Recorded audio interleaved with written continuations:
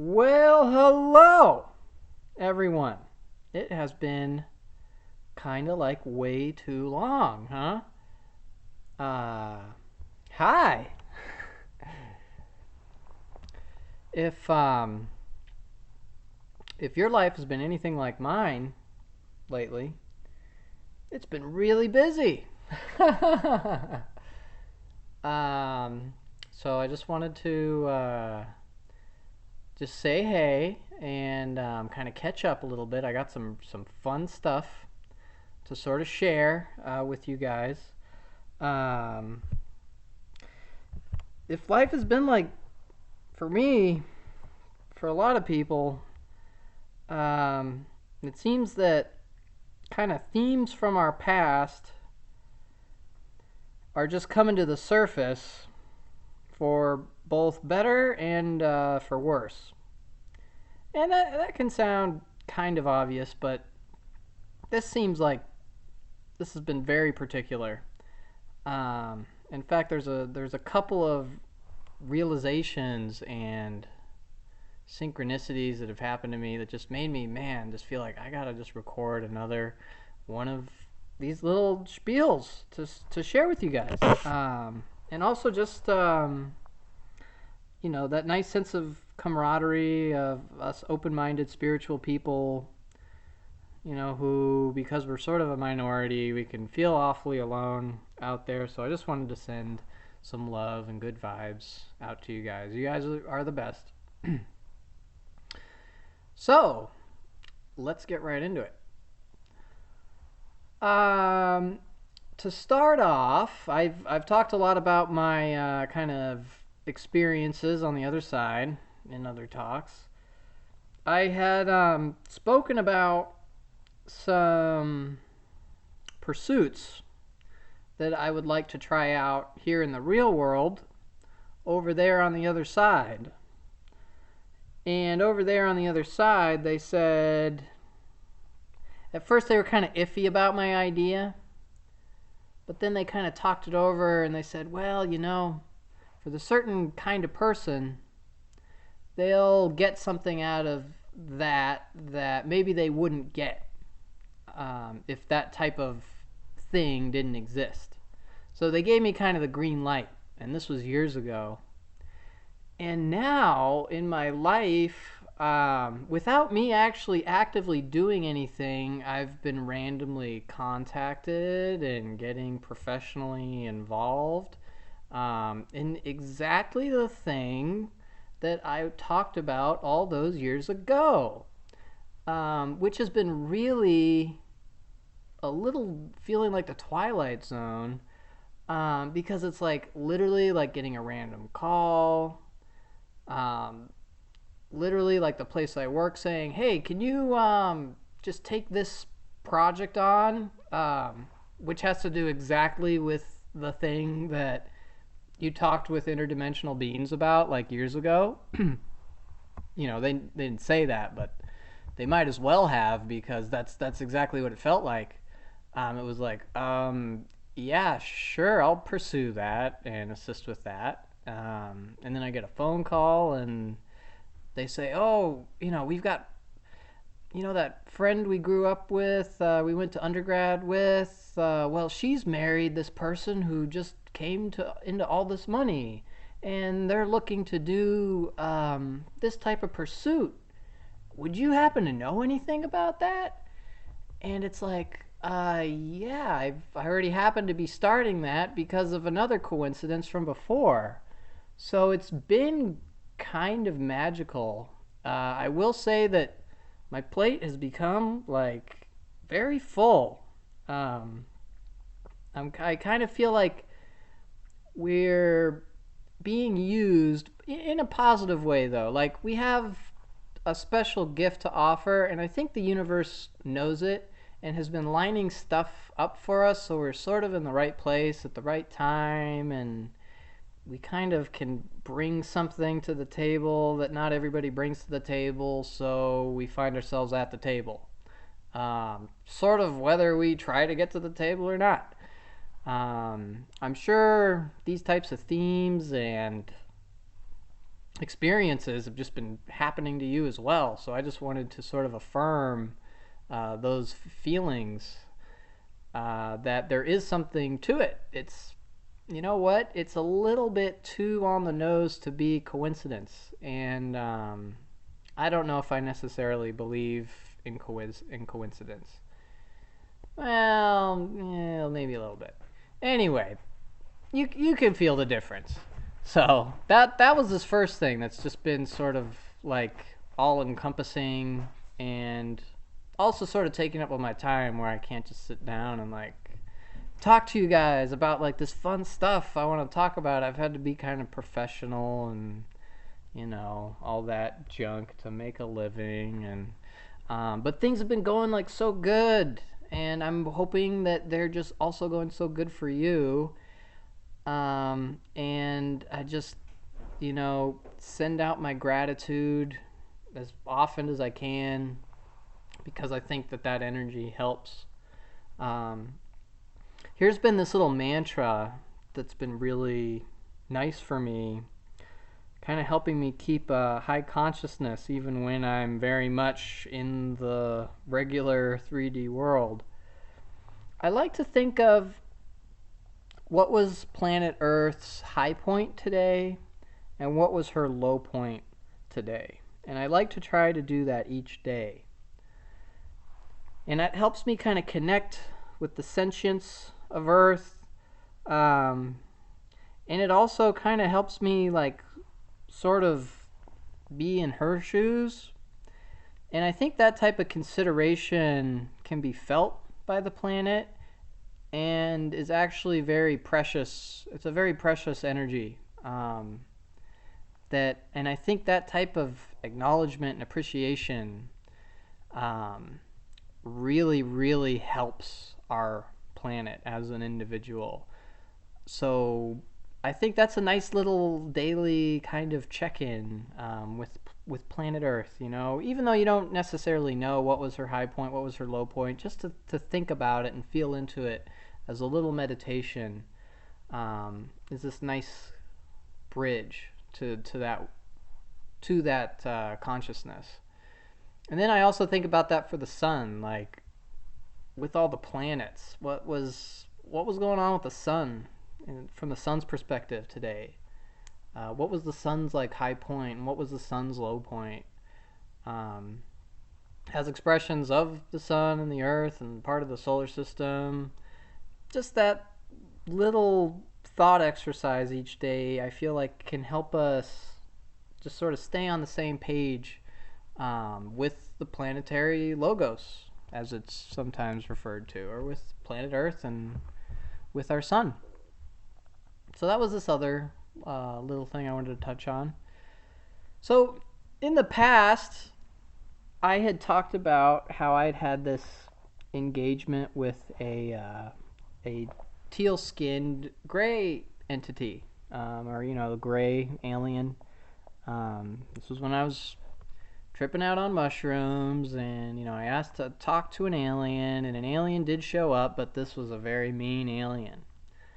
Well, since then, I've actually had some pretty incredible experiences and revelations.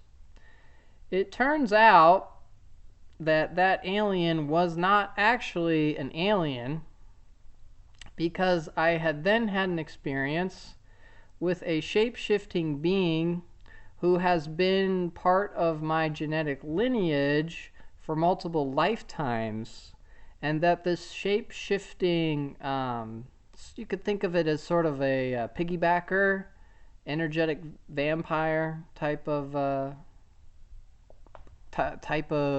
entity, had appeared to me as an alien to sort of like skew my perspective and kind of like guide me down a path that wasn't really beneficial, and getting obsessed with aliens and telling everybody about this experience with this alien. And so that was actually very revealing in its own right. That was quite an experience.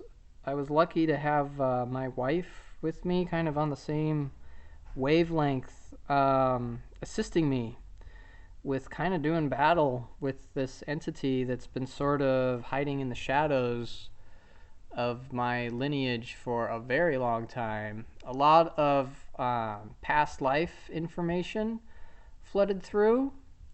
When we were able to finally confront this entity, and I can't place full blame of, personal negative tendencies or just like the negative aspects of my life. I think to place full blame onto like these entities is sort of like half wrong, because we kind of like feed it in the first place. It's an exchange. It's not just this one-sided thing. So for me to say I banish the entity and I'm all good now it's not really completely accurate. Um, it's very helpful because now it's out in the open that there was a presence of some type that would sort of push my buttons in a way just right to get me to sort of respond in a way that wasn't always so great. More often than not, in this lifetime anyway, according to these memories that came flooding in, this lifetime it's been more of an internal sort of negativity, more subtle, but still enough to kind of keep a satisfying feed of not such great behavior. And so that's helped me to be kind of more internally honest with myself. It's also inspired greater empathy for these types of life forms that really do depend on humans basically manipulating them in order to survive.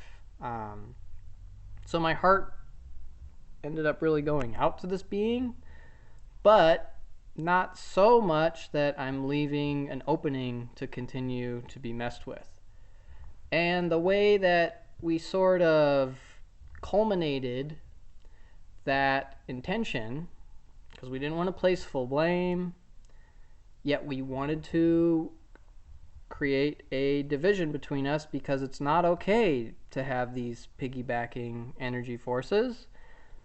And at the same time, what's more important than focusing on the so-called piggybacking entities? What's more important is actually facing your own internal negativities, your own self-destructive, slightly, tendencies that come in here and there, or you should have done better, but you didn't, and just these like little things like that. That's actually a much more worthwhile place to kind of focus our attention. When we get focused in that blame game and chasing around these like interdimensional entities, it ends up becoming besides the point. And this is something I really had to learn the hard way, because for a while there I was very caught up, as you could see from these videos and from these talks, I was really caught up in the archons and all of this and all of that. So that was actually this very liberating experience. And it was also very revealing in the sense that, I've said it in the past, but I'm glad that I hadn't been taking my experiences at face value, because you truly cannot know what is at the bottom of it. The best that we can do is feel into the motive and address the motive, coming from a place of self-respect, coming from a place of empathy. But with that self-respect also comes boundaries, respect of personal space. So what we kind of did to sort of put the final nail in the coffin, so to speak, is that we used some sort of old school pagan magic, where when we really came face to face with this entity, which had been hiding from me for who knows how long, we said, we bound you from doing harm to others, and we bind you from doing harm to yourself. You are no longer welcome here. Go find your own peace. You're banished. And this was also during a visionary experience. So the entity in question burst into shards of rainbow light, which then transitioned into a vision of me as a little child sitting on a grassy hill with a little twig of grass in my mouth, just whistling and being happy. And that inner child vibration like shot out of that little child as a little me riding on the back of a dragonfly. And it was just this like such pure like childlike wonder and love and happiness. It was like ah such a like relief. So yeah. uh, Now I don't recommend necessarily getting involved with shamanic plant tools, plant aids. Of course, do whatever feels right to you, but maybe you can just sort of take from someone who's had those types of experiences and sort of search yourself for those little hidden parts that we like to sort of like brush under the rug or sheen over with positivity. I think sort of this honest assessment of self and just sort of knocking it off. And even when like a little bit tries to like come through that we're just like, nope, not gonna do it, that accomplishes everything. That has this lasting power that even I think some spells and some visionary experiences, they don't have that same lasting impression here in the physical realm. So when we actually work from the physical realm, and just working with ourselves, uh, those things lose their food source, so they get stripped away, and you didn't even have to worry about them. You didn't have to expose yourself to possible, you know, more confusion or more little piggybackers slipping through in ways we don't fully understand, etc., etc., etc. I'm very, very, very grateful for my experiences. And it was even shown to me that me having a lifetime like this was sort of in the mail for my spirit, so to speak. It was shown to me that I was once one of those little babies in Tibet that like picks the right object and then they're taken to the monastery and they are referred to as a Rinpoche. Rinpoche. We heard this term Rinpoche, Rinpoche, Rinpoche during this experience, and neither of us ever heard of the word, and we looked it up, and sure enough, it is the title of one of those Tibetan priests that are selected as a baby, exactly as the vision was showing me, which was like, whoa, like getting a word that you never heard before and looking it up, and it actually is like the thing that it was shown to you. Um, Quite like Twilight Zone ish. But I was sort of conflicted in that lifetime by that role because I felt like I needed to be out in the world, like helping the world. And then I guess I also had this issue with feeling like I didn't get my own choice for that lifetime, which kind of built up a little bit of stuff I'm working out now. Um, and then also, I was a sort of a challenging higher up monk because I sort of was always like speaking the opposite of what everybody else was, as everybody was like really into this idea of achieving nirvana and nothingness. I was very much speaking about, well, yes, there's nothingness, but there's also everything else too.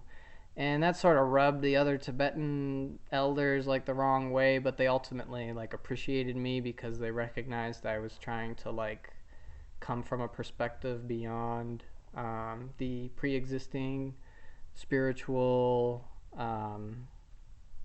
tradition. So that was something else. Um, here's a this is also kind of a cool little thing that came through. Was I was really good at meditation in that lifetime, but I could only get so far. Um, and I always then as like a spirit wanted to have lifetimes where I could, I guess I heard about these different plant tools that people would use to really go further out. And when I had had that vision I mentioned earlier in one of these other talks here, where I'd met a really friendly being of light that was a blue entity, and then the magenta being of light that sort of came together and embraced one another, and told me how they appreciated me because I care, and that that's the most important thing in the universe is just to care. Don't worry so much. Like, you're not supposed to worry about the stuff you're worrying about. Everything's accounted for. Everything's okay. We appreciate how much you care. Um, that was just a nice experience. You know, I do question them all, but then also at the same time, I don't disqualify my feelings in the moment because then otherwise you're just sort of endlessly like all over the map. So, something I'm finding is that I don't think really anything is strictly this or that, but all of it seems to be blendings of, well, it's kind of a little bit of that, and it's a little bit of this, and there's a little touch of something else you didn't even expect. That's sort of also part of the reality of the situation. I think our human minds have this sort of way of like, we want to sort of categorize everything and make this neat little package, but things aren't always a neat little package. You know, just as an example from, you know, my experiences out of body, I'd come across beings that you look at them, they're freaking you out just by looking at them, but they were sweethearts. They were like friendly and interesting, and then other times there have been beings that have blinded me with their glory, and it seemed like they had this ulterior motive to like get me to sort of like spew their spiritual agenda, and I was not down for that. Um, they're trying to convince me of all this kind of stuff. Um, and it also that that experience did affirm some other previous experiences.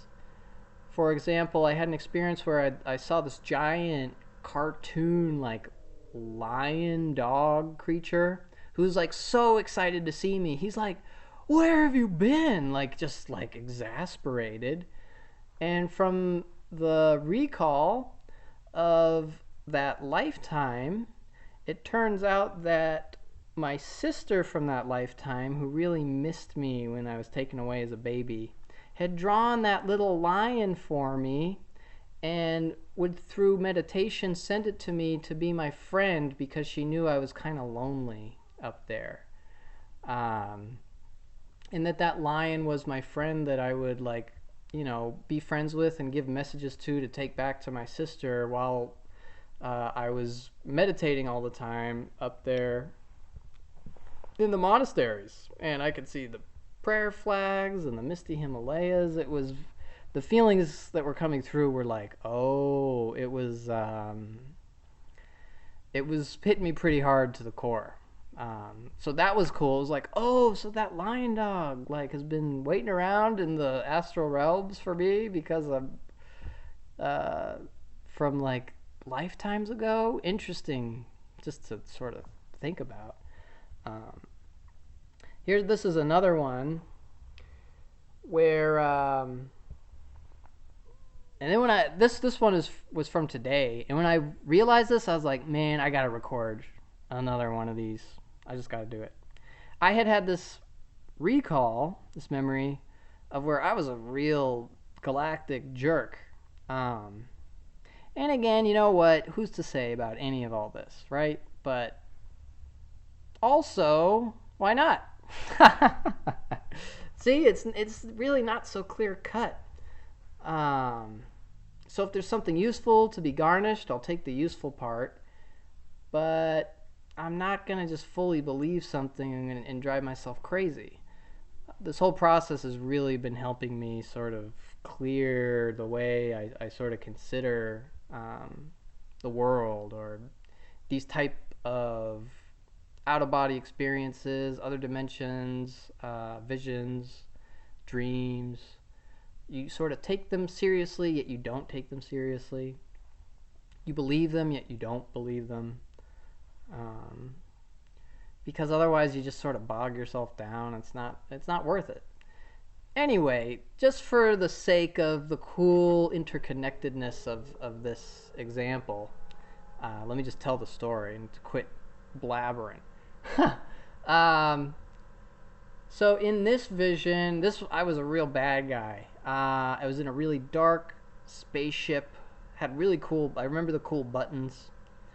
I wore this really funky blue suit that had pointy shoulders, and somehow in the vision I was like the commander of the spaceship, and all the individuals working in the spaceship were my own genetic creations. I made them from my own genetics and turned them into creatures, and then they were like my workforce.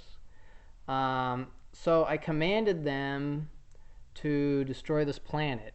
I was really, I think, embodying this very much this Cali vibe at the time. I think I had a lot of resentment towards something that had happened to me, and the only thing that felt right for in that particular lifetime was for me to get a big spaceship, create all these genetic minions, and completely obliterate an entire planet, which was quite a intense memory to experience. Interestingly enough, in my current pursuits, of which I am working, these themes of being put in a moral position of choice that negatively impacts a lot of other people exactly mirrors the type of situation that had been shown to me in that type of vision. And now I'm in this position where I can be very thoughtful about when an individual is put in that position of choice. Do they reach out and flip the switch? Or do they feel into what feels wrong about a situation and do the right thing, even if it's commanded of you to do the wrong thing? And it was like, wait a minute, it like hit me, like the thing I'm working on is like this like subconscious karmic response to like a vision in a lifetime that I had basically like kind of like spaced out on and kind of forgot about for a while. And I was like, whoa. So I think that the stuff that's happening in our lives, there's just this like bigger domino effect that sort of goes beyond even this lifetime, and even beyond possibly, well, most likely goes beyond this dimension. So I think we can kind of, through the subtleties of our choices and what we happen to be doing, we may actually be able to sort of trace them backwards into themes that make up our past, our kind of long forgotten past. So that was like, whoa, super exciting. The last thing I wanted to leave you guys with, this was sort of one of my, I'm kind of always philosophizing. And I always like pushing into new philosophies and seeing, what next? What's past what seems like the wall? How do we get over this wall? What's past that wall? What's past that wall? And I got to a new one where this was another thing I've spoken about in the past. I had this vision about how a universe was created. And the big thing about it was that the universe had to be sent back in time from a future where the universe existed. And then a seedling of the universe was planted back in time into an unoccupied portion of space-time before existence even existed in the first place. And that was how reality was even possible in the first place. So that was kind of years ago, and I still kind of am wrapping my head around it. And the new sort of like aha moment was recognizing that at the very basis of existence itself, paradox is required. You had to have that initial paradox for reality to even exist in the first place. So the question of, well, which creator made the first creator, and then which creator made that creator, and which creator made that creator? Well, the answer to that is that paradox had to be involved.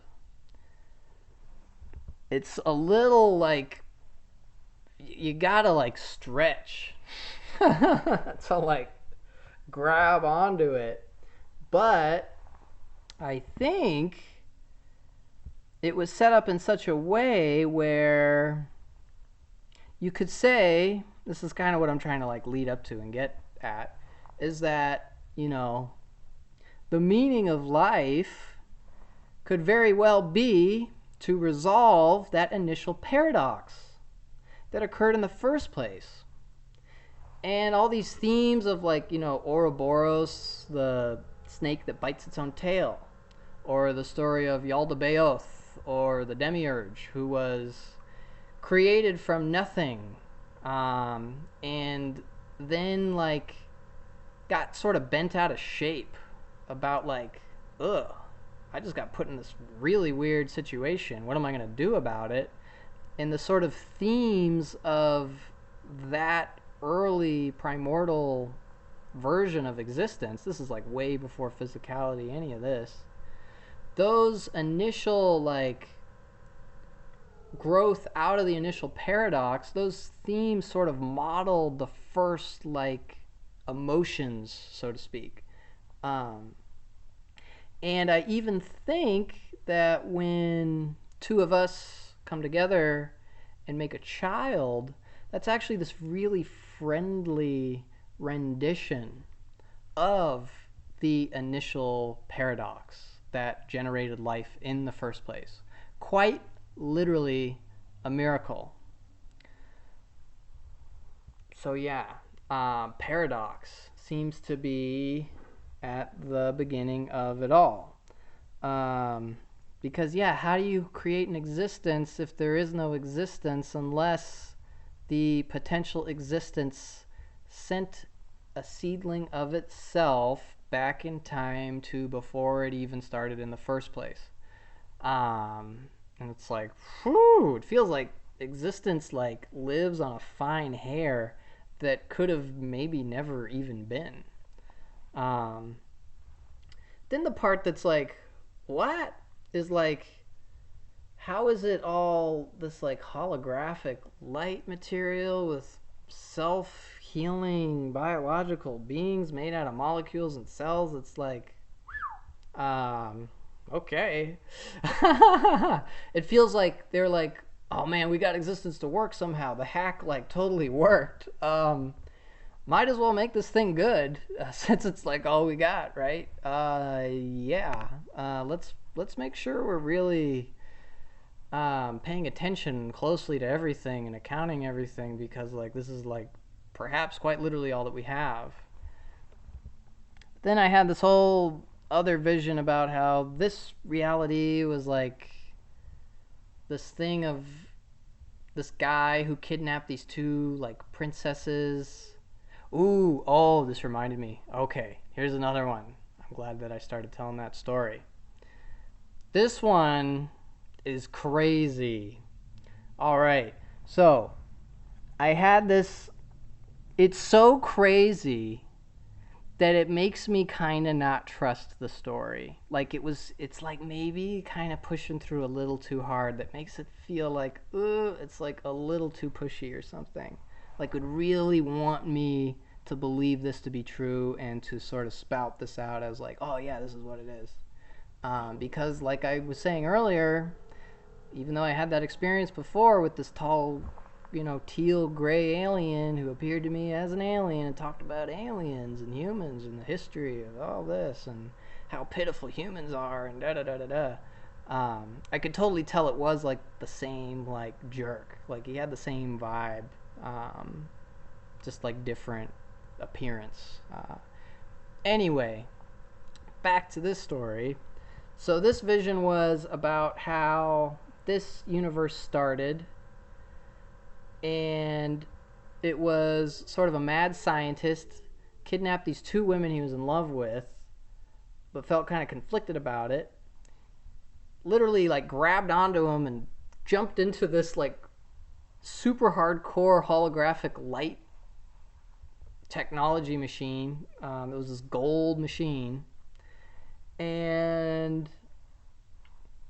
the machine took the three individuals, divided them up into billions and billions of particles, and that was the Big Bang that resulted in all the galaxies, all the stars, all the consciousness, all the individuals are just kind of like aspects and microcosms of these original three beings that divided themselves into the multitude. So yeah, it's like, whoa, fun story. I'm doing some fun stuff with that too. I think hopefully this stuff is gonna get to light, but I got a lot that I'm getting there though. I'm getting there. Anyway, here's the like Twilight Zone part. So my wife works with children sometimes, and there's this girl who sometimes will talk by herself, and she's a little wacky, like in an interesting way. And she's playing with these three blocks, a blue one and two pink ones. And she's telling this story that my wife happens to overhear of, oh, the bad man took the two princesses and went into a big ship made of gold, and the gold ship, it makes planets. It makes planets inside the ship, and the ship can also make diamonds, and it uses the diamonds to make the ship keep going. And it was like, what? So my wife, she's like, are you kidding? Because I tell her these stories like all the freaking time. She's yeah. So she goes up to the little girl and says like, where did you hear that story? Did you hear that on TV? And the little girl says, huh? Oh, I don't know. I just made it up. And it was like, whoa, dude. That's like I don't think you could actually calculate any type of like odds on that. Like that one really was like, it felt a bit intrusive, or like so in our face that it was like we didn't know what to do with it. So that was like, oh, okay. Let's see. Anything else? I got a couple little things. Basically talking about like, universe starting, originating themes resulting from sort of like the origination of life itself, and that process sort of like helped model what the original emotions were.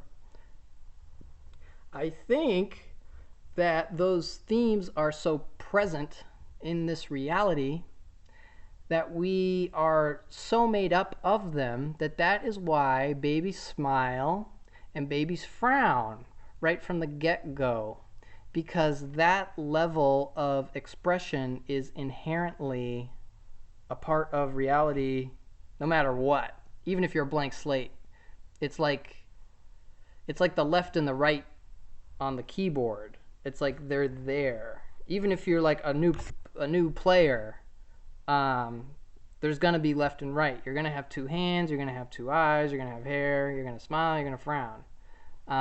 Because then when I've been in these other realities too, the smiling and the frowning seems to be consistent. Things that are scary and things that are pleasant, quite consistent, which could very well be where all the influences came from that defines what is nice and what is scary here right on our home planet. That is also quite possibly why all of the animals seem to also have like, they can have this very aggressive like body language or like growls. It's like it's like got this like intensity, or like whimpers like I'm sad, and or like relaxed purring and cooing, and just like the body language is relaxed and happy. Again, it's like, because if you're in this reality, that's it. Those are the themes. Um, in fact, this is one of these little new things that's I thought worth mentioning. It is so built into our reality that even when a door creaks, it's got that same, the friction of the mechanism having that friction has its irritation expressed through the mechanics itself.